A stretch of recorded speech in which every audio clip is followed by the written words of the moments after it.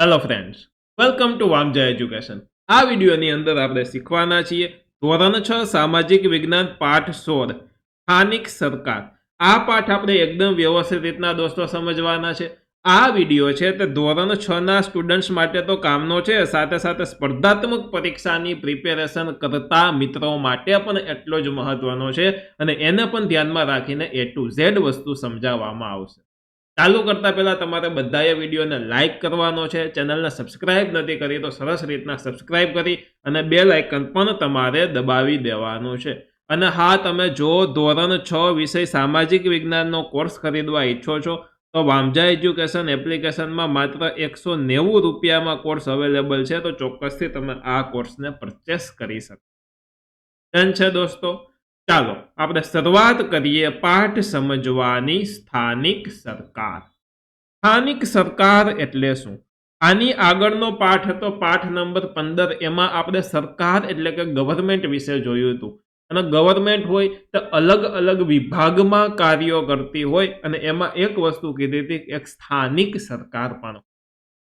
માની લ્યો કે આ મુખ્ય ગવર્મેન્ટ, બરોબર, એટલે કે આખા ઇન્ડિયાની સરકાર, ઇન્ડિયાનું નેતૃત્વ કરે। ત્યાંથી અલગ અલગ રાજ્યોની ગવર્મેન્ટ હોય, જેમ કે આ ગુજરાત રાજ્યની ગવર્મેન્ટ છે, એમાંથી અલગ અલગ જિલ્લા, અલગ અલગ તાલુકા, એવી રીતના ભાગ પડે ના જિલ્લા તાલુકા, એટલે કે જે પંચાયતી રાજવાળી જે કોઈ સરકાર છે તેને સ્થાનિક સરકાર કહેવામાં આવે છે। હજી ઘણા લોકોને ઘણા બધા ડાઉટ છે, કોઈ વાંધો નહીં, આપણે આ ચેપ્ટરમાં એને જ ક્લિયર કરવાના છે, બરોબર। તો ચાલો જોઈએ, સ્ટેપ બાય સ્ટેપ હરેક વસ્તુ સમજશું એટલે તમને બધા જ તમારા ડાઉટ છે તે સોલ્વ થઈ જશે। આપણી સરકાર, સરકારના પ્રકાર અને સરકારના સ્તર વિશે તમે જાણો છો, કારણ કે આગળના ચેપ્ટરમાં, આગળના પાઠમાં ભણી ચૂક્યા છીએ। હવે આપણે આપણા વિસ્તારની સ્થાનિક સરકાર વિશે અભ્યાસ કરીએ કે આપણા વિસ્તારની, આપણા આજુબાજુની જે સરકાર છે તેને કહેવાય સ્થાનિક સ્થાનિક સરકાર। આપણા ગામની જે સરકાર છે, વિદ્યાર્થી મિત્રો, અહીં આપણને નીચે એક ફકરો આપેલો છે, જેમાં તમારા વિસ્તાર પ્રમાણે જ બાબત લાગુ ન પડતી હોય તેના પર લીટી દોરી તે મુજબ આપેલી ખાલી જગ્યામાં સાચી વિગત તમારે લખવાનું છે। હું ખાલી જગ્યા ગામ શહેરમાં રહું છું, એ તમે જે ગામ શહેરમાં રહેતા હોય તે ગામનું નામ, કે ભાઈ આ જગ્યાએ રહું છું, ગામમાં રહેતા હોય ગામ, શહેર હોય તો ગામ ઉપર આમ લીટી કરી દેવાની, બસ એમ। મારા ગામ અથવા તો શહેરમાં ગ્રામ પંચાયત છે, નગરપાલિકા છે કે મહાનગરપાલિકા છે, તો હું લખું હું જુનાગઢ, ગામ નથી શહેર છે એટલે શહેરમાં રહું છું, મારા શહેરમાં મહાનગરપાલિકા આવેલી છે અને જેના વડા, એના આપણે સરપંચ કઈ, પ્રમુખ કઈ કે મેયર કઈ, તો મેયર કહીએ છીએ। તમારું ગામ હોય તેમાં સરપંચ હોય, અમુક સિટી હોય તેમાં પ્રમુખ હોય, બરોબર, એનું નામ જે કોઈ નામ હોય તે છે।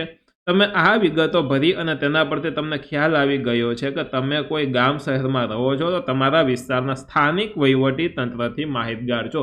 તો આ જે નામ તમે લખ્યું એ નામ એટલે કે વ્યક્તિને તમે ચૂંટીને ત્યાં મૂકેલા છે, આ જે સરકાર થઈને આને કહેવાય સ્થાનિક સરકાર। આ તમારા ગામની, તમારા શહેરની સરકાર છે એટલે કે સ્થાનિક સરકાર છે। આ વિસ્તારના સ્થાનિક વહીવટી તંત્રથી માહિતગાર છો। સ્થાનિક વહીવટી તંત્ર કેવી રીતે કાર્ય કરે છે તેના વિશે વિશેષ અભ્યાસ આપણે કરવાનો છે, આના વિશે જ આપણે વિશેષ અભ્યાસ કરવાનો છે। તો સ્થાનિક સરકાર એટલે કે પંચાયતી રાજ, એના પણ બે મુખ્ય પ્રકાર પડે છે। સ્થાનિક સરકાર પંચાયતી રાજના કેટલા પ્રકાર પડે? કોમ્પિટિટિવ એક્ઝામ વાળા મિત્રો ધ્યાન રાખજો, બે પ્રકાર પડે, એક છે ગ્રામીણ પ્રશાસન અને બીજું છે શહેરી પ્રશાસન। ગ્રામીણ પ્રશાસન હોય તો એની અંદર 3 અલગ અલગ ભાગ પડે, એમાં ગામ હોય, તાલુકા હોય અને જિલ્લો હોય। અને શહેરી પ્રશાસન હોય તેમાં નગરપાલિકા હોય કાં તો મહાનગરપાલિકા આવેલી હોય છે, બરોબર। પંચાયતી રાજ, આપણે પંચાયતી રાજનું 3 સ્તરનું માળખું સ્વીકારેલ છે। પંચાયતી રાજનું મુખ્યત્વે 3 સ્તરનું માળખું, બરોબર, એ આપણે સ્વીકારેલું છે કે ભાઈ મોસ્ટ ઓફ 3 સ્તરનું આ માળખું હોય। ક્યાં ક્યાં 3 સ્તર? તો તમે જોઈ શકો છો, એક તો ગ્રામ પંચાયત હોય, એની ઉપર તાલુકા પંચાયત હોય, એની ઉપર જિલ્લા પંચાયત હોય। આ ત્રણેય સ્તર એટલે કે ગ્રામ કક્ષાએ ગ્રામ પંચાયત, તાલુકા કક્ષાએ તાલુકા પંચાયત અને જિલ્લા કક્ષાએ જિલ્લા પંચાયત આવેલી હોય। સ્થાનિક કક્ષાએ લોકો મત આપી અને પોતાના પ્રતિનિધિઓને ચૂંટે છે કે ભાઈ સ્થાનિક કક્ષા હોય ત્યાં લોકો મત આપી અને પોતાનો એક પ્રતિનિધિત્વ એટલે કે એક વડો એને ચૂંટવામાં આવે છે અને તેમના દ્વારા જ વહીવટ થાય તેને સ્થાનિક સ્વરાજ્ય કહેવામાં આવે છે કે ભાઈ તેના દ્વારા વહીવટ થાય એને આપણે સ્થાનિક સ્વરાજ્ય કહીએ છીએ। અને આપણી જે ગવર્મેન્ટ છે બરોબર, આપણો દેશ લોકશાહી દેશ એટલે કે આપણા દેશમાં ની સરકાર છે તે લોકો વડે, લોકોથી અને લોકોની માટે ચાલતી સરકાર છે બરોબર। લોકોના માટે, આપણા સૌના માટે ઈ પ્રતિનિધિત્વ આપણે ચૂંટવાનો હોય છે। આપણને થાય કેવું કે એના માટે આપણે એને મત દઈ, નહીં, આપણા માટે એને મત દેવાનો છે કે આપણું કામ ઈ કરે એના માટે આપણે એને મત દેવાનો। આ સંસ્થાઓને સ્થાનિક સ્વરાજ્યની સંસ્થાઓ કહેવામાં આવે છે। ગ્રામ પંચાયત, તાલુકા પંચાયત અને જિલ્લા પંચાયત ગ્રામીણ સ્થાનિક સ્વરાજ્યની સરકાર છે। આ કેવી છે? ગ્રામીણ અને સ્થાનિક સ્વરાજ્યની તે સંસ્થાઓ છે। નગરપાલિકા અને મહાનગરપાલિકા જે શહેરી સ્થાનિક સ્વરાજ્યની સરકાર છે તો ભાઈ આ નગરપાલિકા અને મહાનગરપાલિકા છે એ જે તે શહેર હોય એ શહેરની સરકાર છે બરોબર। શહેરની ત્યાંની પોતાની સ્થાનિક સરકાર છે। જાણવા જેવું એક છે, ભારતમાં પંચાયતી રાજની શરૂઆત રાજસ્થાનના નાગોર જિલ્લાના બગદરી ગામથી 2 ઓક્ટોબર 1959 થી થઈ અને ગુજરાતમાં 1 એપ્રિલ 1963 થી પંચાયતી રાજનો અમલ થયો। તો આ થઈ ગઈ દોસ્તો સાથે સાથે જાણવા જેવી બાબત। ચાલો નેક્સ્ટ જોઈએ। વિદ્યાર્થી મિત્રો, ચિત્ર 16.2 માં તમે જોઈ શકો છો, અહીંયા ચિત્ર આપેલું છે 16.2 એટલે કે ગ્રાફ જેવી વસ્તુ આપેલી છે। એમાં તમે જોઈ શકો છો કે ગ્રામ પંચાયતના પાયા પર આપણી બધી જ સરકારો ટકેલી છે। જુઓ, સૌથી પાયા ઉપર અહીંયા આવેલી છે ગ્રામ પંચાયત, એની ઉપર છે તાલુકા પંચાયત, એની ઉપર જિલ્લા પંચાયત, એની ઉપર રાજ્ય સરકાર ને એની ઉપર કેન્દ્ર સરકાર। કેન્દ્ર સરકાર એટલે અત્યારે કહું તો આપણા મુખ્યમંત્રી છે તે સરકાર બરોબર। કેન્દ્ર સરકાર એટલે સોરી દોસ્તો આપણા વડાપ્રધાન છે તે સરકાર। રાજ્ય સરકાર એટલે કે મુખ્યમંત્રી વાળી સરકાર। જિલ્લા સરકાર એટલે કે જે તે જિલ્લા હોય બરોબર, એ જિલ્લાના આપણે ધારાસભ્ય ચૂંટી બરોબર, તે સરકાર એટલે કે જિલ્લા સરકાર। અને પછી તાલુકા પંચાયત આવે ને એમાં ગ્રામ પંચાયત આવે અને ગ્રામ પંચાયત છે બરોબર, એને કાંઈ કામગીરી હોય તો એ તાલુકા પંચાયતને કહે, તાલુકા જિલ્લાને કહે, જિલ્લા રાજ્યને કહે, રાજ્ય કેન્દ્ર, એટલે ટૂંકમાં એની ઉપરના બધા છે બરાબર। તો પાયામાં કોણ છે? ગ્રામ પંચાયત છે, તમે જોઈ શકો છો। આગળ આપણે દોસ્તો જોઈએ, ગ્રામ પંચાયતથી ઉપર તાલુકા પંચાયત, તેના ઉપર જિલ્લા પંચાયત આવે છે। ત્યાર પછી રાજ્યની સરકાર જે રાજ્યનો વહીવટ સંભાળે છે, ગુજરાત રાજ્યનો વહીવટ ગુજરાત સરકાર સંભાળે છે। રાજ્ય સરકાર એટલે કે ગુજરાતની સરકાર છે તે, કેન્દ્ર સરકાર એટલે કે આ કેન્દ્રની એટલે કે આપણા દેશની જે સરકાર છે તે બરોબર। ગુજરાત રાજ્યનો વહીવટ ગુજરાત સરકાર સંભાળે છે, આપણા દેશનો વહીવટ કેન્દ્ર સરકાર ચલાવે છે। આમ આ બધા મૂળમાં તો ગ્રામ પંચાયત છે, એટલે કે મૂળમાં તમે જુઓ તો ગ્રામ પંચાયત જ છે। અને પંચાયતી રાજ્યમાં સૌથી મહત્વનું એકમ કોઈ હોય તો એ છે ગ્રામ પંચાયત, સૌથી મહત્વનું એકમ કોઈ, અને આને કહેવાય સરકારનું વિકાસ માળખું કહેવાય। શું કહેવાય? સરકારનું વિકાસ માળખું। ચાલો હવે આપણે દોસ્તો જોઈએ ગ્રામીણ પ્રશાસન। ગ્રામીણ પ્રશાસનની અંદર સૌથી પહેલા આવે ગ્રામ પંચાયત। આ ગ્રામ પંચાયત એટલે શું, એની રચના કેવી રીતે થાય, તેનો વહીવટ આખો કેવી રીતે થાય એ આપણે જોઈ લઈએ। તો ગ્રામ પંચાયત, એની રચના, સ્થાનિક સ્વરાજ્યની સંસ્થામાં સૌથી પાયાનું એકમ ગ્રામ પંચાયત છે। તો ભાઈ સ્થાનિક સ્વરાજ્યની જે સંસ્થા છે એમાં કોઈ મહત્વનું સૌથી પાયાનું કોઈ એકમ હોય તો એ એકમ ગ્રામ પંચાયત। 500 થી 25,000 બરોબર સુધીની વસ્તી ધરાવતા ગામમાં ગ્રામ પંચાયતની રચના કરવામાં આવે છે। 500 લોકોથી લઈને 25,000 સુધીની વસ્તી ધરાવતું કોઈ ગામ હોય તો એ ગામની અંદર ગ્રામ પંચાયત હોય અને ગ્રામ પંચાયતની રચના કરવામાં આવે છે। ગ્રામ પંચાયતમાં ઓછામાં ઓછા 8 અને વસ્તીના આધારે વધુમાં વધુ 16 ચૂંટાયેલા સભ્યો હોય છે। મિનિમમ 8 હોય, મેક્સિમમ 16 હોય, આની વચ્ચેના કોઈ પણ હોઈ શકે અને એ નક્કી થાય વસ્તીના આધારે કે ગામમાં કેટલી વસ્તી રહે છે, કેટલા લોકો રહે છે, તેના આધારે આનો નિર્ણય થતો હોય તો કેટલા લોકોને એમાં ચૂંટવા, બરોબર? ગ્રામ પંચાયતનો જે કોઈ વડો હોય, મુખિયા હોય, તેને સરપંચ કહેવામાં આવે છે. અને દર 5 વર્ષે ગ્રામ પંચાયતના સભ્યો અને સરપંચની ચૂંટણી થાય છે. દર 5 વર્ષે ગ્રામ પંચાયતના સભ્યો તથા સરપંચ એની ચૂંટણી થાય. ગામના મતદારો પ્રત્યક્ષ રીતે મત આપીને સરપંચને ચૂંટે છે. કે ભાઈ પ્રત્યક્ષ રીતે ગામના મતદારો છે એ મત આપે અને સરપંચને ચૂંટે છે. ગામ જેને ઈચ્છે તેને પોતાનો સરપંચ બનાવી શકે. અને વોર્ડના સભ્યો જે તે વોર્ડના મતદારને ચૂંટે છે. વોર્ડ એટલે શું? તો કે ગામ છે માની લ્યો, અને એ ગામ છે, એ ગામની અંદર અલગ અલગ વિભાગ પાડી દીધા હોય. માની લ્યો આ પહેલા નંબરનો વોર્ડ, આ બીજા, આ ત્રીજા, આ ચોથા નંબરનો વોર્ડ. આમાંથી કોઈ વ્યક્તિ ઊભા હોય, આમાંથી ઊભા હોય, આમાંથી ઊભા હોય. આ 1 નંબરના વોર્ડમાંથી લોકોએ આ લોકોમાંથી સિલેક્ટ કરવાનો હોય કે ભાઈ ઈ એરિયાનું કામ એ જે તે વ્યક્તિ હોય તે કરે. એટલે આ રીતના અલગ અલગ વોર્ડ પાડી દીધા હોય છે ને વોર્ડના સભ્યોને તે ચૂંટે છે, બરોબર? વોર્ડના સભ્યો જે તે વોર્ડના મતદારો તેને ચૂંટે છે. ગ્રામ પંચાયતની ચૂંટણી કોઈ પણ રાજકીય પક્ષ દ્વારા કે કોઈ રાજકીય પક્ષના પ્રતીક પર લડાતી નથી. હવે જોવો વહીવટ કેવી રીતે થાય ગ્રામ પંચાયતનો, તે ખાસ જોવા જેવી, જાણવા જેવી બાબત છે. ગ્રામ પંચાયતના સરપંચ અને સભ્યો મળી અને ગામના વિકાસના કામો અંગે ઠરાવો કરી અને ગામના વિકાસના કામો નક્કી કરે છે. કે ભાઈ ગ્રામ પંચાયતના સરપંચો ભેગા થાય, બરોબર? સરપંચ હોય તથા ગામના જે કોઈ લોકો હોય, બરોબર? એટલે કે સભ્યો હોય, અલગ અલગ સભ્યો વોર્ડ વાઇઝ તૂટેલા હોય, તો સભ્યો અને સરપંચ આ ભેગા થાય. કઈ જગ્યાએ કયું કામ કરવું, લોકોની શું માંગ છે એના વિશે વાતો કરે, ચર્ચા કરે અને કયું કામ કરવું એ નક્કી કરે અને એ પ્રમાણે કામો થતા હોય. ગામના વિકાસના કામો નક્કી કરે છે. સરકાર તરફથી તલાટીકમ મંત્રીની નિમણૂક કરવામાં આવે છે. તલાટીકમ મંત્રી હોય તેની એક નિમણૂક કરવામાં આવે છે અને તે વહીવટી કાર્ય ત્યાંનો સંભાળે છે. તે શું કરે? ત્યાંનો વહીવટી કાર્ય સંભાળે છે. કરવેરાની વસૂલાત કરે છે. ત્યાંનો કોઈ ટેક્સ હોય તો તે ટેક્સની તે વસૂલાત કરે છે. ગ્રામ પંચાયતના અહેવાલ, પત્રકો અને અંદાજપત્ર તૈયાર કરી અને તેના હિસાબો રાખવાનું તે કામ કરે છે અને એના તે હિસાબો પણ સાથે સાથે રાખે છે.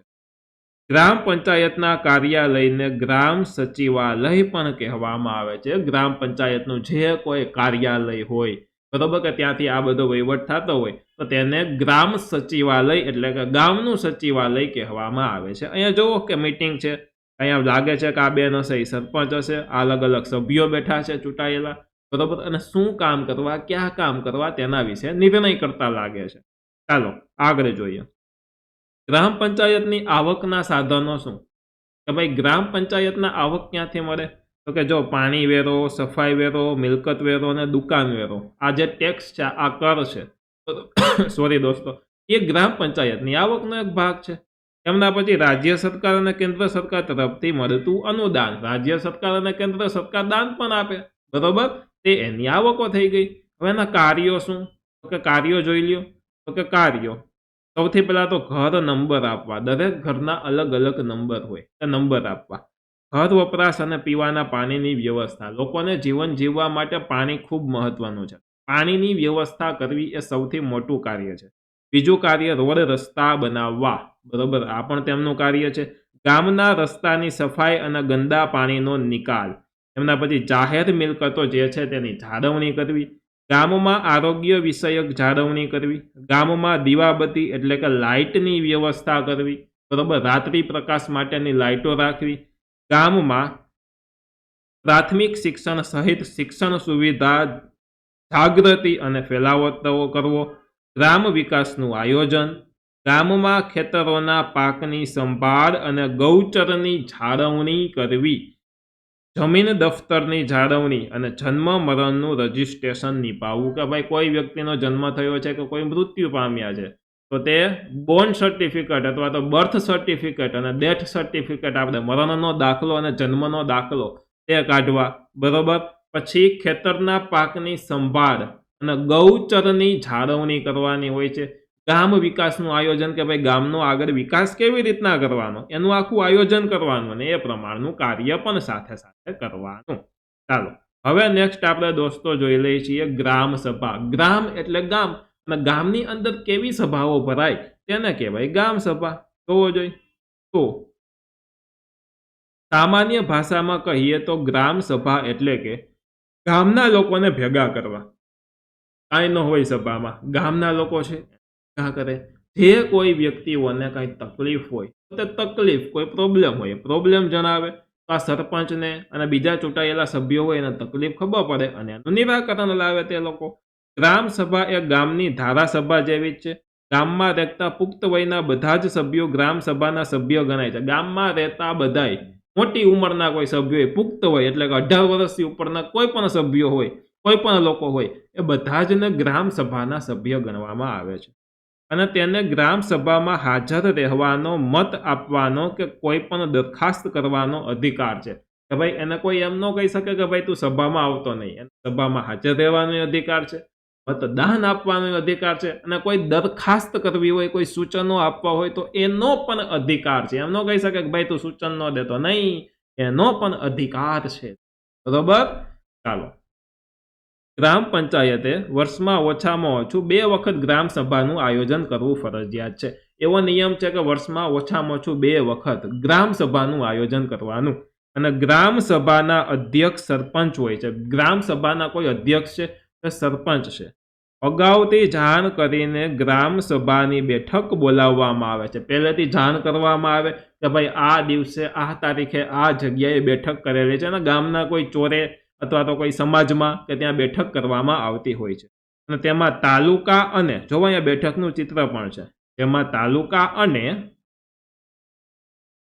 જિલ્લા કક્ષાએથી અધિકારીઓ હાજર રહે છે. તાલુકા અને જિલ્લા કક્ષાએથી પણ અધિકારીઓ ત્યાં આવે છે, હાજર રહે છે. તેમજ ગામમાં ફરજ બજાવતા સરકારી કર્મચારીઓ પણ હાજર રહે છે. કે ગામની અંદર જે ફરજ બજાવતા ગવર્મેન્ટ અધિકારી હોય, ગવર્મેન્ટ ઓફિસર હોય, સરકારી અધિકારી હોય, તે પણ ત્યાં હાજર રહે છે. ગ્રામ પંચાયતે કરવાના વિકાસમાં કામોની અગ્રતાક્રમ નક્કી કરવામાં આવે છે. કે ભાઈ જે કોઈ વિકાસના કામો, માની લ્યો કે 10 કામોનું લિસ્ટ બનાવ્યું, તો 10 કામોમાંથી કયું કામ પહેલું કરવું જોઈએ, કયું વધારે ઇમ્પોર્ટન્ટ છે, કયું સેકન્ડ નંબર, કયું થર્ડ નંબર, કયું ફોર્થ નંબર, એવી રીતના અગ્રતાક્રમ નક્કી કરવા. અગ્રતાક્રમ નક્કી કરવું એટલે કે ક્રમ નક્કી કરવા, કે પહેલું આ કરવાનું, બીજું કામ આ, ત્રીજું આ, એવી રીતના નક્કી કરવામાં આવે છે. ગામના પ્રશ્નો જેવા કે ગામના રસ્તાઓ છે, પીવાના પાણીની સમસ્યા છે, ગ્રામ સફાઈ છે, લાઇટની સુવિધા, શિક્ષણ અને આરોગ્યની સુવિધા વગેરેની ત્યાં ચર્ચા થાય. ચાલો દોસ્તો આગળ જોઈએ. ગ્રામ સભાના દરેક સભ્યે જાગૃત રહીને ગ્રામ સભામાં અવશ્ય હાજરી આપવી જોઈએ.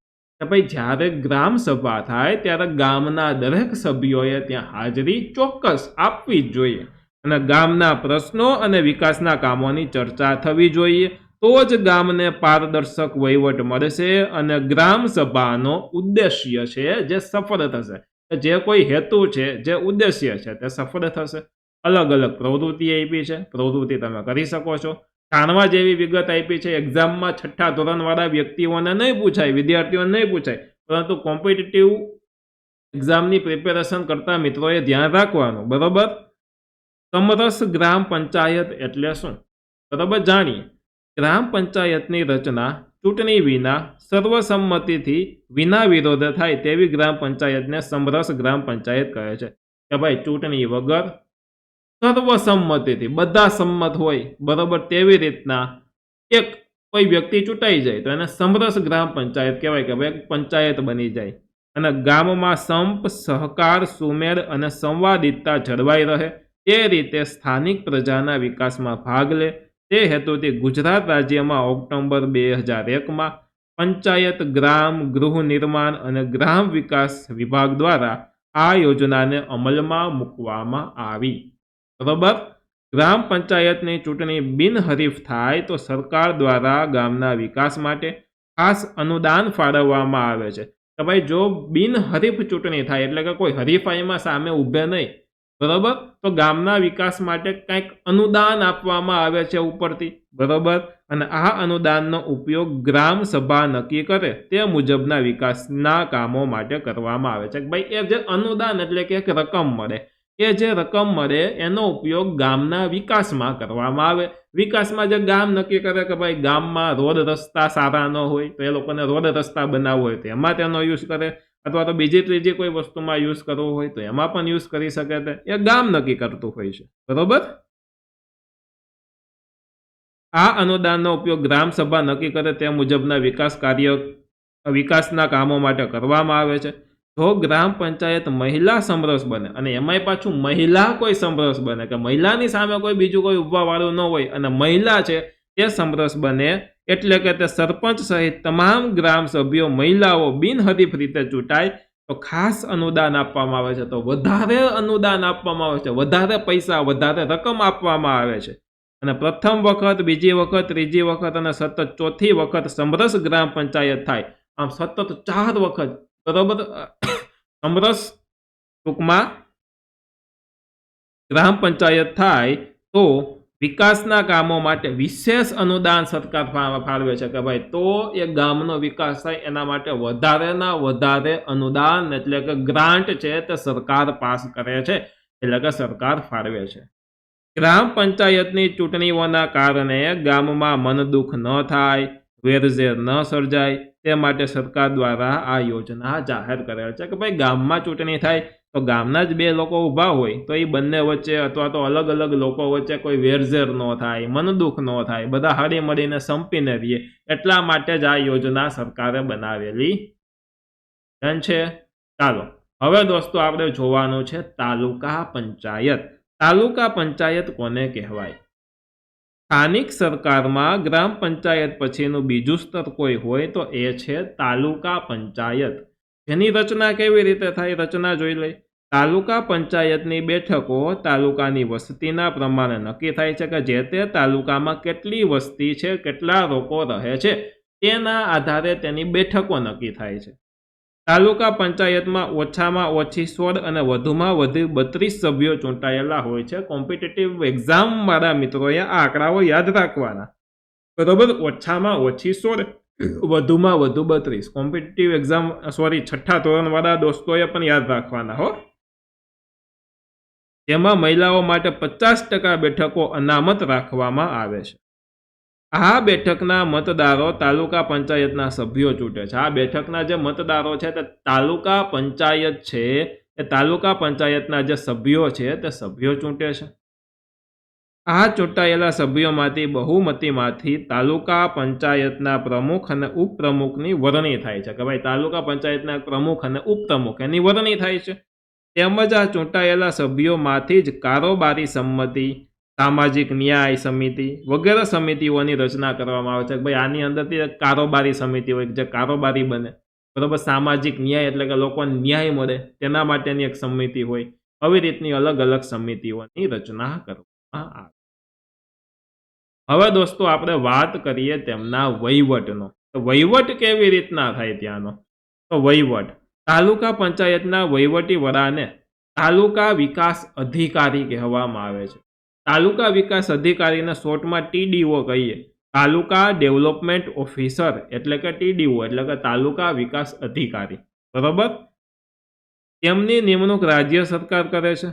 તે તાલુકા પંચાયતના ઠરાવોનો અમલ કરે છે અને તાલુકા પંચાયતના તમામ કર્મચારીઓ પર દેખરેખ રાખે છે કે ભાઈ જે કોઈ તાલુકા પંચાયતના કર્મચારીઓ છે તે કર્મચારી ઉપર તે દેખરેખ રાખે છે. તાલુકા પંચાયતનું વાર્ષિક અંદાજપત્ર પણ તેઓ તૈયાર કરે છે કે આખા વર્ષનું જે અંદાજપત્ર હોય તે અંદાજપત્રને પણ તે તૈયાર કરે. હવે જોઈએ કાર્યો. તાલુકામાં સ્વાસ્થ્ય અને આરોગ્ય વિષયક સેવાઓ પૂરી પાડવી કે ભાઈ સ્વાસ્થ્યની આરોગ્યલક્ષી જે કોઈ સેવા છે તે પૂરી પાડે. રોગચાળા નિયંત્રણની કામગીરી કરવી. ગ્રામ્ય માર્ગો બનાવવા તથા તેની જાળવણી કરવી. પ્રાથમિક શાળાઓની સ્થાપના અને સંચાલન કરવું. તાલુકા કક્ષાએ ખેતીવાડી સુધારણા અને આયોજન કરવાનું હોય છે કે ભાઈ ખેતીવાડી સુધારણા અને તેનું આયોજન કરવું. સ્ત્રી કલ્યાણ, યુવક પ્રવૃત્તિઓ, સામાજિક વિકાસ અને સહાય છે તે સહાય પૂરી પાડવી. પૂર, આગ, અકસ્માત વગેરે આકસ્મિક સંજોગોમાં કોઈ એવી આકસ્મિક સંજોગો થાય તેમાં મદદ પૂરી પાડવાનું કામ હોય છે. જાણવા જેવી બીજી ડિટેલ આવે છે, જાણવા જેવું તીર્થ ગ્રામ યોજના. તીર્થ ગ્રામ યોજના અને પાવન ગ્રામ યોજના ખૂબ ઇમ્પોર્ટન્ટ છે કોમ્પિટિટિવ એક્ઝામ વાળા મિત્રો માટે જાણવા જેવી બાબતો. તો ગુજરાતમાં તીર્થગ્રામ યોજનાની શરૂઆત 21 જુલાઈ 2004-5થી અમલમાં આવી અને આ યોજનામાં પસંદ થયેલા ગામને અનુદાન રાજ્ય સરકાર ફાળવે છે. જે માટે બરોબર રાજ્ય સરકાર અનુદાન ફાળવે, જે માટે કઈ કઈ વસ્તુ હોવી જોઈએ? તો કે છેલ્લા 5 વર્ષમાં ગામમાં કોઈ પણ પ્રકારનો ગુનો નોંધાયેલ ન હોવો જોઈએ. આખો ગામમાં કોઈ જાતનો ગુનો નોંધાયેલો જ ન હોવો જોઈએ. બરાબર. માદક કે કેફી દ્રવ્યોનું ઉત્પાદન, વેચાણ કે સેવન થતું ન હોવું જોઈએ. ત્યાંથી કોઈ એવું પકડાવવું ન જોઈએ. ગામમાં સ્વચ્છતા જળવાવી જોઈએ. ગામ સ્વચ્છ હોવું જોઈએ. કન્યા કેળવણીનો ઊંચો દર અને અપવ્યયનો નીચો દર હોવો જોઈએ. બરાબર. કન્યા કેળવણીનો ઊંચો દર એટલે કે કન્યાઓ છે તે ભણવામાં વધારે આગળ વધે, બરાબર, તેવો દર હોવો જોઈએ, ભણવા જાય. અને આ ઉપરાંત અન્ય માપદંડોના આધારે તીર્થ ગામ પસંદ કરવામાં આવે છે અને જેનો ઉદ્દેશ્ય ગ્રામ વિસ્તારમાં રહેતા લોકો વચ્ચે પરસ્પર સદભાવના વધે, એકતા જળવાય અને ભાઈચારાની ભાવના વધે, તે એક ઉદ્દેશ્ય છે, એટલે કે હેતુ. ચાલો દોસ્તો, બીજું છે પાવન ગ્રામ યોજના. એ પણ સાથે સાથે જોઈ લઈએ. એટલે શું? તો કે તીર્થ ગ્રામ યોજનાની જેમ જ છેલ્લા 3 વર્ષમાં ગામમાં કોઈ ગુનો નોંધાયેલ ન હોય. તીર્થ ગ્રામ યોજનામાં શું હતું કે છેલ્લા 5 વર્ષમાં, બરોબર, આ કોઈ વસ્તુ ન થવી જોઈએ. પાવન ગ્રામ યોજનામાં છેલ્લા 3 વર્ષમાં એ જે તે વસ્તુ ન થવી જોઈએ કે ભાઈ છેલ્લા 3 વર્ષમાં ગામમાં કોઈ ગુનો નોંધાયેલ ન હોય. ગામને પાવન ગામ તરીકે પસંદ કરી અને રૂપિયા 1 લાખ સુધીનું અનુદાન સરકાર દ્વારા ફાળવવામાં આવે છે. શું તમારું ગામ પણ આ યોજનામાં પસંદ થાય તો તમને ગમે? અને એ માટે ગામ લોકોએ શું કરવું પડે? પ્રશ્ન આપેલો. ચાલો હવે દોસ્તો આગળ આપણે જોઈએ છીએ જિલ્લા પંચાયત. ખૂબ અગત્યની મોસ્ટ ઇમ્પોર્ટન્ટ વસ્તુ જિલ્લા પંચાયત, તેને સમજવી ખૂબ આવશ્યક છે. સ્થાનિક સરકારનું ત્રીજું સ્તર એટલે કે જિલ્લા પંચાયત. ત્રિસ્તરીય પંચાયતી રાજમાં સૌથી ઉપરનું સ્તર પણ કહેવામાં આવે છે કે ભાઈ ત્રિસ્તરીય પંચાયતી રાજ, બરોબર, એટલે કે છેલ્લે જિલ્લો એમાં આવે, એટલે કે સૌથી ઉપરનું સ્તર જિલ્લા કહેવાય. રચના જોવો જોઈએ એમાં દોસ્તો. તો જિલ્લા પંચાયતની સભ્ય સંખ્યા ઓછામાં ઓછી 32, વધુમાં વધુ 52 હોય છે. કોઈ પણ જિલ્લો હોય એના પંચાયતમાં સભ્યોની સંખ્યા મિનિમમ 32, મેક્સિમમ 52, એની વચ્ચેની કોઈ હોઈ શકે. બરાબર. 32 હાલે, 52 હાલે, અથવા તો બંનેની વચ્ચેની. આ સંખ્યા નક્કી કેવી રીતના થાય? તો કે જે તે જિલ્લામાં વસતા કેટલા વ્યક્તિ વસે છે, કેટલા લોકો વસે છે, તે લોકોના આધારે, વસ્તી ગણતરીના આધારે થાય. જિલ્લાની વસ્તીના આધારે જિલ્લા પંચાયતની બેઠકની નક્કી થાય છે. બેઠક નક્કી, જેમાં 50% બેઠકો મહિલા માટે અનામત રાખવામાં આવે. અને જે તે બેઠક વિસ્તારના મતદારો પોતાના સભ્યો છે તે સભ્યને ચૂંટે પણ છે. અને આ ચૂંટાયેલા સભ્યો બહુમતીથી પ્રમુખ અને ઉપપ્રમુખ ચૂંટે છે. ભાઈ આ ચૂંટાયેલા સભ્યો છે તે બહુમતીથી, બરાબર. જો માની લ્યો કે ટોટલ કેટલા આપણે માની લો કે 44 સભ્યોને ચૂંટેલા છે. 44ની ચૂંટણી થાય આ અંદરો અંદર, અને એમાંથી એક પ્રમુખ હોય અને એક ઉપપ્રમુખ હોય. પોતે 44 હોય, એકબીજાને ચૂંટે. એકબીજાને એટલે કે જેમાં જે ઊભા હોય એમાંથી ચૂંટે, બરાબર. પ્રમુખ અને ઉપપ્રમુખને ચૂંટે. તેમજ આ ચૂંટાયેલા સભ્યોમાંથી કારોબારી સમિતિ, સામાજિક ન્યાય સમિતિ, શિક્ષણ સમિતિ, બાંધકામ સમિતિ, આરોગ્ય સમિતિ વગેરે સમિતિઓની રચના કરવામાં આવે. અલગ અલગ સમિતિ બનાવવામાં આવે, જેમાં કારોબારી સમિતિ, સામાજિક ન્યાય સમિતિ એટલે જે લઈ લ્યો, શિક્ષણ સમિતિ જે શિક્ષણનું કામ જોવે, બાંધકામ સમિતિ જે બાંધકામનું કામ જોવે, ક્યાંય બાંધકામ થતું હોય જોવે કે ગેરકાયદેસર બાંધકામ નથી થતું ને, બરાબર, કોઈ સરકારી બાંધકામ થતું હોય તો વ્યવસ્થિત બાંધકામ થાય છે ને, આ બધી વસ્તુની તપાસ રાખે, બરાબર. આરોગ્ય સમિતિ હોય તો આરોગ્યની જાળવણી માટેનું કાર્ય કરે, આરોગ્યને ધ્યાનમાં રાખે, એનું કામ કરે, વગેરે સમિતિની રચના કરવામાં આવે. જિલ્લા પંચાયતની મુદત 5 વર્ષની હોય. આની મુદત કેટલી હોય દોસ્તો? 5 વર્ષની મુદત હોય છે, બરાબર. હવે વહીવટ એનો કોણ કરે? બરાબર. ઓમાં કેમ ડીટીઓ, ટીડીઓ હતા, બરાબર. કોણ હતું જોવો જોઈએ? તો કે ટીડીઓ હતા, કે તાલુકા ડેવલપમેન્ટ ઓફિસર. તો આની અંદર કોણ હોય છે? ડીડીઓ હોય છે, બરાબર. ડીડીઓ એટલે શું થાય દોસ્તો? તો કે જિલ્લા પંચાયતના વહીવટી વડાને જિલ્લા વિકાસ અધિકારી એટલે કે ડીડીઓ એટલે કે ડિસ્ટ્રિક્ટ ડેવલપમેન્ટ ઓફિસર કહે છે, બરાબર. અને તેમની નિમણૂક રાજ્ય સરકાર કરે છે. શું કરે? રાજ્ય સરકાર કરે છે. રાજ્ય સરકારની યોજનાઓનું સંકલન અને અમલ જિલ્લા પંચાયત છે તો જિલ્લા પંચાયત કરતા હોય છે. એના અલગ અલગ કાર્યો જોઈ લઈએ. તો કાર્યો: જિલ્લા પંચાયત, ગ્રામ પંચાયત અને તાલુકા પંચાયતની પ્રવૃત્તિઓનું નિયંત્રણ અને સહાયનું કાર્ય તે કરે છે. રાજ્ય સરકારની મહેસૂલ, શિક્ષણ, સહકાર, સિંચાઈ, પશુસંવર્ધન, કૃષિ ક્ષેત્રે પ્રવૃત્તિઓનું જિલ્લા કક્ષાએ સંચાલન અને નિયંત્રણ કરવાનું કાર્ય તે કરે. જિલ્લા આરોગ્ય અધિકારી, જિલ્લા પ્રાથમિક શિક્ષણ અધિકારી, જિલ્લા ખેતીવાડી અધિકારી, જિલ્લા સમાજ કલ્યાણ અધિકારી, નાયબ કાર્યપાલ ઇજનેર વગેરે અધિકારીઓ જિલ્લા પંચાયતના કાર્યો છે કાર્યોને સંભાળે છે. કોના કાર્યોને? જિલ્લા પંચાયતના કાર્યોને તે સંભાળે છે. હવે દોસ્તો જુઓ, સામાજિક ન્યાય સમિતિ. અહીંયા તમે જુઓ, આ સામાજિક ન્યાય સમિતિ છે એ ભરાણી છે, બરોબર? તો એ જોઈ શકો છો, અહીંયા મુખ્ય લોકો છે, જુઓ. તો ચાલો હવે જોઈએ આપણે. સમાજના નબળા વર્ગોને શિક્ષણ, બરોબર, સ્વાસ્થ્ય અને સામાજિક આર્થિક સગવડ મળી રહે તે માટે યોજનાઓ ઘડવી અને તેનો અમલ કરવાનું કામ છે તે સામાજિક ન્યાય સમિતિ. ભાઈ, સામાજિક ન્યાય સમિતિનું કાર્ય શું? તો કે નબળા વર્ગના જે લોકો હોય તેનું આરોગ્ય સારું રહે, એટલે કે તેમનું સ્વાસ્થ્ય, બરોબર, સામાજિક આર્થિક તેમની સગવડો, શિક્ષણ, તેઓને શિક્ષણ વ્યવસ્થિત મળે, આ બધા કાર્યો, આ બધા નિયમો, બરોબર, અમલ કરવાનું કામ સામાજિક ન્યાય સમિતિ. તાલુકા પંચાયત અને જિલ્લા પંચાયત કક્ષાએ આ સમિતિ 5 સભ્યોની બનેલી. હવે 5 સભ્યોની ટોટલ સમિતિ બનેલી હોય. પંચાયતી રાજમાં 3 સ્તરોએ સામાજિક ન્યાય સમિતિની રચના કરવી ફરજિયાત છે અને આ સમિતિનું કાર્ય નબળા વર્ગોને ન્યાય આપવાનું. જે કોઈ નબળા વર્ગો છે તેઓને ન્યાય મળે તેને ન્યાય આપવાનું કાર્ય છે. હવે દોસ્તો આવે શહેરી પ્રશાસન. આપણા દેશના 1 લાખ કે તેથી વધુ વસ્તી ધરાવતા શહેરોમાં, નગરપાલિકા તથા 5 લાખ કે તેથી વધુ વસ્તી ધરાવતા શહેરોમાં મહાનગરપાલિકા એ સ્થાનિક સ્વરાજ્યની સંસ્થાઓ છે. આ શું છે? સ્થાનિક સ્વરાજ્યની સંસ્થા થઈ ગઈ. વસ્તીના આધારે આ વિસ્તારો નક્કી કરવામાં આવે છે. કોના આધારે? વસ્તીના આધારે આ વિસ્તારો નક્કી કરવામાં આવે, જેમાં સામાન્ય રીતે દર 5 વર્ષે ચૂંટણીઓ કરવામાં આવે. કેટલી? દર 5 વર્ષે છે અલગ અલગ ચૂંટણી કરવામાં આવે છે. શહેરના મતાધિકારો ધરાવતા તમામ મતદારો ચૂંટણીમાં ભાગ લઈ શકે છે. તમામ મતદારો છે એ ચૂંટણીમાં ભાગ લઈ શકે, મતદાન કરી શકે, બરોબર. નગરપાલિકા જોવો જોઈએ. નગરપાલિકા સામાન્ય રીતે 15,000 થી 5 લાખ સુધી વસ્તીવાળા શહેરોમાં નગરપાલિકા હોય છે. કે ભાઈ 15,000 થી 5 લાખ વસ્તીવાળો કોઈ શહેર હોય ત્યાં નગરપાલિકા હોય. નગરપાલિકાની સભ્ય સંખ્યા ઓછામાં ઓછી 28 હોય, એટલે કે 28 સભ્યો ત્યાં મિનિમમ હોય. તેમની રચના નગરપાલિકા વિસ્તારને વસ્તીના આધારે વિવિધ વોર્ડમાં વહેંચવામાં આવે છે. નગરપાલિકા વિસ્તાર છે તે વસ્તીના આધારે અલગ અલગ વોર્ડમાં વહેંચવામાં આવે છે. કે માની લ્યો કે આટલા વિસ્તારમાં નગરપાલિકા હોય તેમાં અલગ અલગ ભાગ પાડવામાં આવે કે આ પહેલો વોર્ડ, આ બીજો વોર્ડ, આ ત્રીજો વોર્ડ, બધા વોર્ડમાંથી અલગ અલગ ઊભા હોય, બરાબર. એક વોર્ડમાં 4 સભ્યો હોય છે, જેમાંથી 50% મહિલા અનામત સભ્યો હોય છે.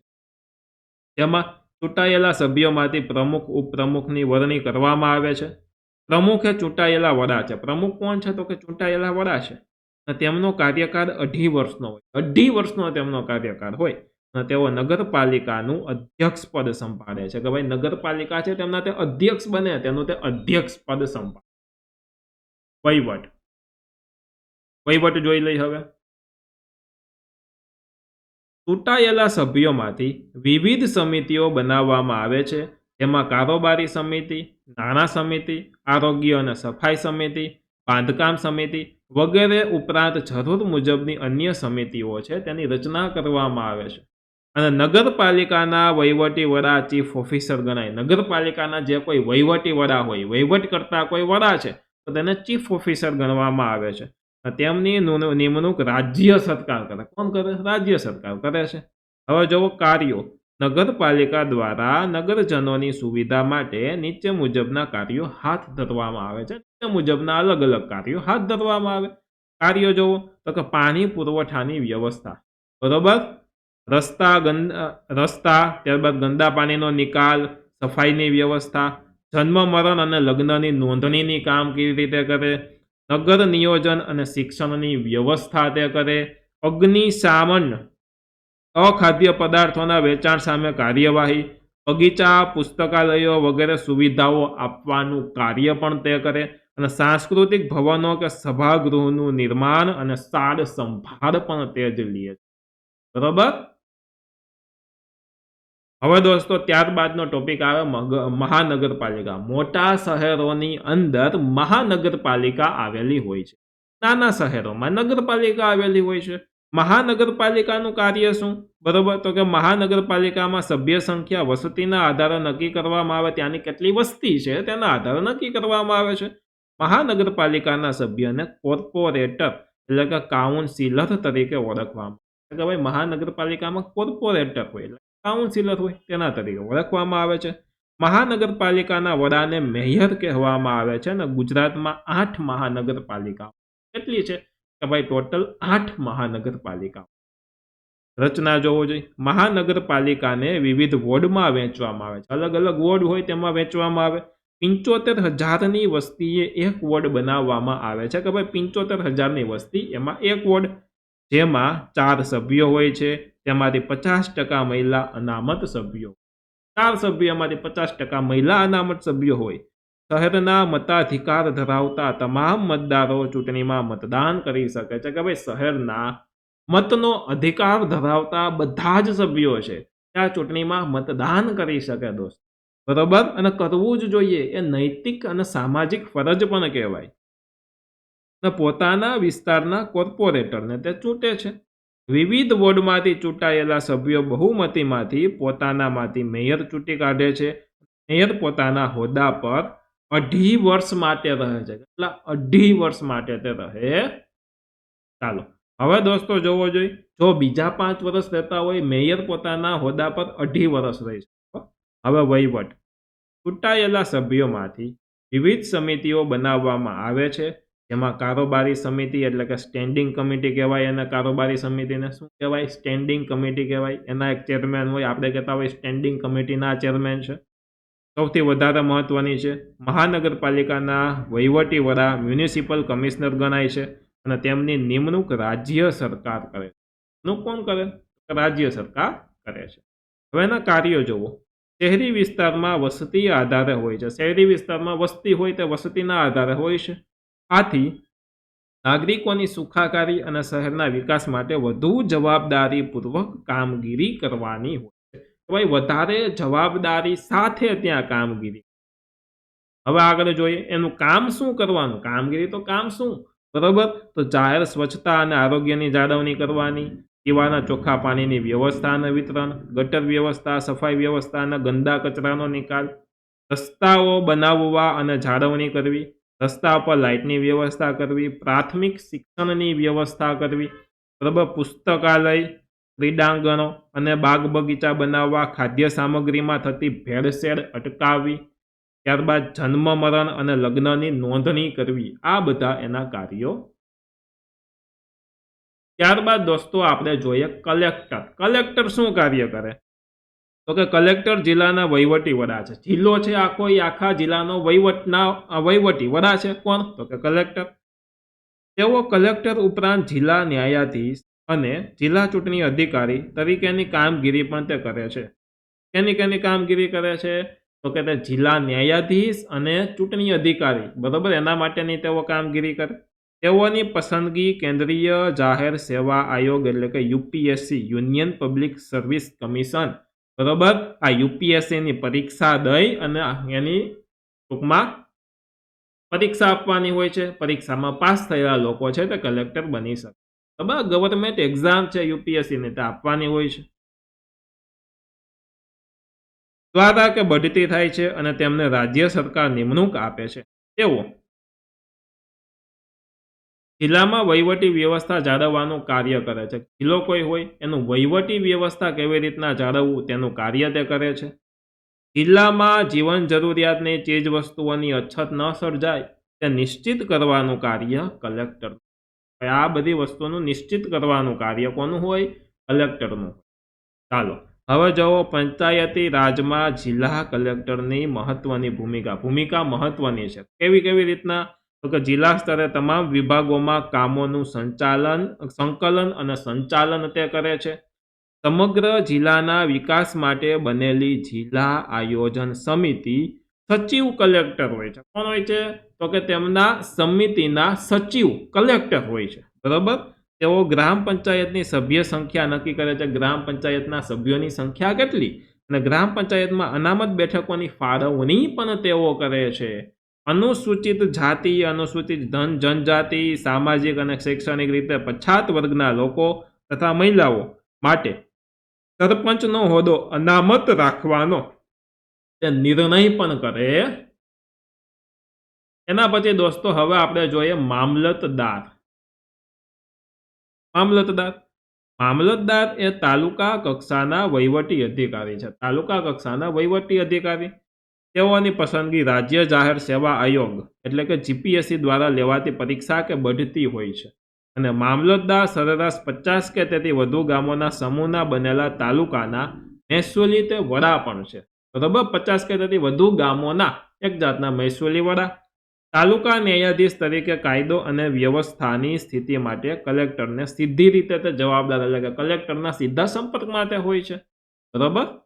સ્થાનિક સ્વરાજ્યની ચૂંટણીઓ માટે મતદાર યાદી તૈયાર કરવી, ચૂંટણીઓ યોજવી, વિવિધ પ્રકારના દાખલા અને પ્રમાણપત્રો આપવા, મધ્યાહન ભોજન યોજનાનું સંચાલન તથા નિયંત્રણ કાર્ય, કુદરતી આપત્તિઓ સમયે રાહત બચાવની કામગીરી વગેરે કાર્યો તે કરે. હવે દોસ્તો આપણે જોઈએ છીએ લોક અદાલત. લોક અદાલત એટલે શું? બરોબર. તો જુઓ, ગરીબ અને સામાજિક રીતે પછાત વર્ગના લોકો, કુદરતી આપત્તિનો ભોગ બનનાર વ્યક્તિ, કુદરતી કોઈ આફત આવે, માની લ્યો વાવાઝોડું છે, પૂર છે, બરાબર, આવી કોઈ કુદરતી આફત આવે, ત્યારબાદ અતિવૃષ્ટિ, અનાવૃષ્ટિ, બરાબર, આ પણ કુદરતી આફતો છે. ભોગ બનનાર વ્યક્તિ, ઓછી આવક ધરાવનાર વ્યક્તિ કોઈ પણ કારણોથી ન્યાય મેળવવામાં વંચિત ન રહે તે માટે લોક અદાલતો સ્થાપવામાં આવે છે. અને બંને પક્ષો સંમત હોય તેમને લોક અદાલતમાં બોલાવવામાં આવે છે. લોક અદાલત એ તકરાર નિવારણનો શ્રેષ્ઠ વિકલ્પ છે. તકરાર એટલે કે બાધણા જે હોય, તકરાર હોય તેનું નિવારણ કરવા માટેનો એક શ્રેષ્ઠ એટલે કે સારો વિકલ્પ છે. મતભેદો દૂર કરવા માટેનો સારો વિકલ્પ. કોઈની ન હાર કે કોઈની ન જીત, એમાં કોઈની હાર થતી નથી, કોઈ જીતતું નથી, એમાં સમાધાન થાય. બરાબર. એ રીતે લાંબા સમયની મુદ્દતો પડતી હોય તેવા કેસોનો નિકાલ થાય છે. અને તેમાં કેસ મૂકવા માટે પક્ષકારનો કોઈ ખર્ચ કરવાનો રહેતો નથી. કોર્ટ કચેરીમાં લાંબા સમયથી પડતર રહેલા કેસો બંને પક્ષોને સંતોષકારક અને સમાધાનકારી રીતે ન્યાય મળે છે. વારંવાર મુદ્દતે ધક્કા ખાતા પક્ષકારો, સાક્ષીઓ વગેરેને પડતી મુશ્કેલીઓમાંથી લોક અદાલત છે તે મુક્ત કરે છે. લોક અદાલત છે તે શું કરે? તેને મુક્ત કરે છે. સમાધાન સમજૂતી શક્ય ન બને તો લોક અદાલત દ્વારા કેસો હાથ પર લઈ અને નિર્ણય આપે છે. જો સમાધાન સમજૂતી શક્ય ન બને તો લોક અદાલત શું કરે કે કેસો છે તે હાથ ઉપર લઈ લે. બરોબર. હાથ ઉપર લઈ અને એક નિર્ણય આપી દે છે. અને જે તમામ પક્ષકારોએ માન્ય, એટલે કે બે પક્ષકારો હોય બે માન્ય રાખી લેવાનો હોય છે. લોક અદાલતનો હુકમ અંતિમ રહે. લોક અદાલત જે કહી દે, જે હુકમ આપે એ છેલ્લો હુકમ રહે, અંતિમ રહે છે. લોક અદાલતથી વિવાદનો અંત આવે છે અને બંને પક્ષોને ન્યાય મળે છે. બંને પક્ષો છે એને ન્યાય પણ સાથે સાથે મળી જાય, ન્યાય મળે છે. અને પરસ્પર ઝઘડતા માણસો વચ્ચે સમાધાન થાય છે. નાના અને સમય બંનેનો બચાવ થાય. ગુજરાત કાનૂની સેવા સત્તામંડળ, ગુજરાત હાઈકોર્ટ, અમદાવાદ દ્વારા ગુજરાત રાજ્યના જિલ્લામાં કાયમી લોક અદાલતની સ્થાપના કરવામાં આવેલી છે. કાયમી લોક અદાલત તેમની સ્થાપના કરેલી હોય છે. કાયમી લોક અદાલતમાં કેસ દાખલ કરવા માટે અથવા તો કોઈ કાર્યવાહી કરવા માટે કોર્ટ ફી ભરવાની રહેતી નથી. તેમાં કોઈ પણ જાતની કોર્ટ ફી ભરવાની હોતી નથી. તો દોસ્તો, આની સાથે સાથે આપણો સરસ મજાનો આ આખો પાઠ છે, આ આખો પાઠ અહીંયા પૂરો થઈ જાય છે. આશા રાખું છું કે મેં તમને લીટીએ લીટી, શબ્દે શબ્દ એકદમ પ્રોપર રીતે, વ્યવસ્થિત રીતે આખો પાઠ સમજાવી દીધો છે, શીખવી દીધો છે. હવે લગભગ તમારે ટેક્સ્ટબુકમાંથી આ પાઠ વાંચવાની જરૂર નહીં પડે. જો તમે ધોરણ 6ના સ્ટુડન્ટ્સ હોય તો તમારે ડાયરેક્ટ તેમના ક્વેશ્ચન આન્સર હવે તમારે પાકા કરવા માંડવાના છે. બરાબર, તમને ઘણો ફાયદો થશે કારણ કે મોસ્ટ ઓફ વસ્તુ મેં તમને સમજાવી દીધી છે. લગભગ બધી જ વસ્તુ સમજાવી દીધી છે. તમે વ્યવસ્થિત સમજેલી હશે તો પાકા કરવા ખૂબ સહેલા થઈ જશે. જો તમે કોમ્પિટિટિવ એક્ઝામવાળા મિત્ર હોય તો ડાયરેક્ટ એમસીક્યુ તરફ જમ્પ કરો અને તેમાં એમસીક્યુની ટ્રાય કરો. એકાદી વાર પાઠ વાંચવો છે તો તમે વાંચી શકો છો. ડન છે? તો દોસ્તો, અહીંયા આપણો પાઠ પૂરો થઈ જાય છે. તમને વિડીયો ગમ્યો છે તો ચોક્કસથી તમારા વિડીયોને લાઇક, ચેનલને સબસ્ક્રાઇબ બરાબર કરવાનો છે. આ વિડીયોને તમારા ફ્રેન્ડ સાથે ચોક્કસથી શેર કરવાનો છે. જો તમારે ધોરણ 6 વિષય સામાજિક વિજ્ઞાનનો કોર્સ ખરીદવો છે તો પ્લે સ્ટોરમાંથી વામજા એજ્યુકેશન એપ્લિકેશન ડાઉનલોડ કરો. તેમાં માત્ર 190 રૂપિયામાં કોર્સ અવેલેબલ છે. તો ચોક્કસથી તમે દોસ્તો કોર્સ પરચેસ કરી શકો. મળીએ છીએ નેક્સ્ટ વિડીયોમાં. ધન્યવાદ.